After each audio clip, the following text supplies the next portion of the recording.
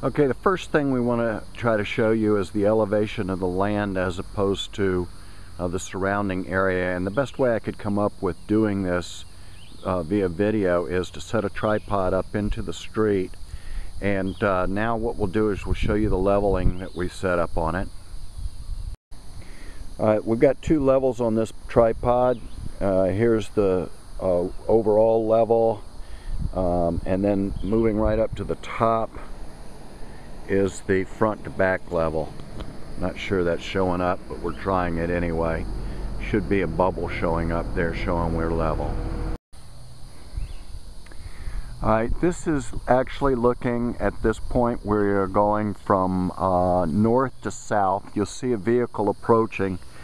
That will help give a little bit of depth perception on the height that we have here as he comes up the hill. Right about where he is right now, it'll begin to start to level off slightly. If he keeps coming, I'm not sure if he's just being cautious. So you still see he's coming on a rise. He's still coming on a rise. Now we're at the high point. Okay, we've got a vehicle coming from my back. We're going now from south facing north. And you'll see now that it starts to, well, they're turning, so, or they're slowing, I don't know. But anyway, maybe they think I'm a cop or something, I don't know. But anyway, you can see that it's going down, down, down as it slopes down. Now again, this is Florida. That's a big drop for us. So anyway, we're on a Florida hill. Okay, right now I'm pretty fairly close to being in the middle of the property as it goes from south to north. The camera's on the north side of the property. So north to south and east to west. So this will give you an idea. This is all open. The trees that I'm about to show you when I pan over after I get back to the camera, the trees would be then on the west side and not on the property. I'll also be shooting on the east side trees that border right on the property. I mean literally on the property. So some of this foliage that I'm about to pan on, some of this foliage or trees will be on the property. Some of the trees will be on the back property. Also, let me talk about the back property for a moment. It is pasture land. It's 48 acres of land, and I believe that it's zoned agricultural, and I believe it can only have one structure, but I'm not 100% sure on that. But I believe they've had a couple of deals fall through because they haven't been able to get any approval for subdividing. So it will only probably serve as a ranch someday. Okay, so now we'll look at some of the other features of the property.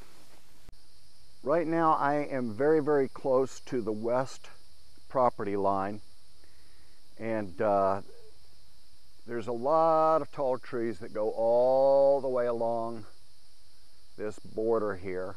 And as mentioned, they're on actually they're right on the fence line, so they're trees to both pieces of property overlapping. Now here's a perfect illustration of what I'm speaking of. We have 3 trees right here that are right on the property line belonging to our listed property, and then right next to it over the fence line here is a property that belongs to the ranch land. Now I'm going to pan around right here and show you the backyard neighbor area. This is the 48 acres. It is listed on the market for sale. This has belonged to one family for quite a few years. It was actually an inheritance to the current owner. There's been almost nothing done with this except to be green belted. It's probably only ever had cows on here, maybe some horses, but most recently only cows. Now again, on the back part or the east side of the property, these trees have they're just really old trees. They've never really been trimmed, and so they go right down to the ground. So with some trimming and some cleaning, if elected, this could really be opened up and be some additional usable land, but it goes down to the ground right now. So we're talking about probably 30 or 40 feet out of land that's just canopied right now, just total canopy.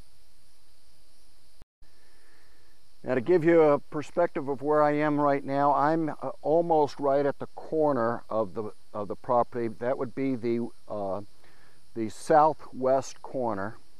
So as I pan now, we're going from due north, and I pan around to the open land, and now I'm swinging on over to the east, south property line. South property line.